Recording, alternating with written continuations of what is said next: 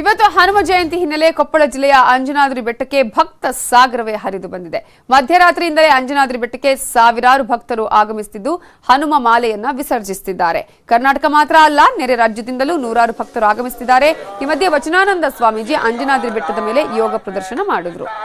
ಇನ್ನು ಬೀದರ್ನಲ್ಲೂ ಭಕ್ತಿ ಭಾವದಿಂದ ಹನುಮ ಜಯಂತಿಯನ್ನು ಆಚರಿಸಲಾಗುತ್ತಿದೆ. ನಗರದ ಕೆಇಬಿ ಬಳಿ ಇರುವ ಆಂಜನೇಯ ದೇಗುಲಕ್ಕೆ ಭಕ್ತರ ದಂಡೆ ಹರಿದು ಬರ್ತಿದೆ.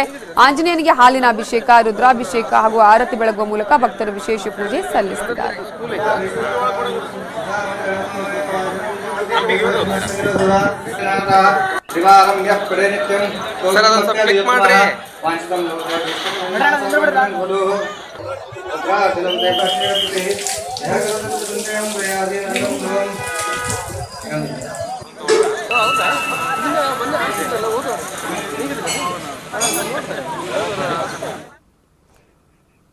ಇವಿಷ್ಟು ಹೊತ್ತಿನ ಪ್ರಮುಖ ಸುದ್ದಿ. ನೋಡ್ತಾ ಇರಿ ನ್ಯೂಸ್ 18 ಕನ್ನಡ. ಜಾಲ ನಮ್ಮದು, ಬಲ ನಿಮ್ಮದು.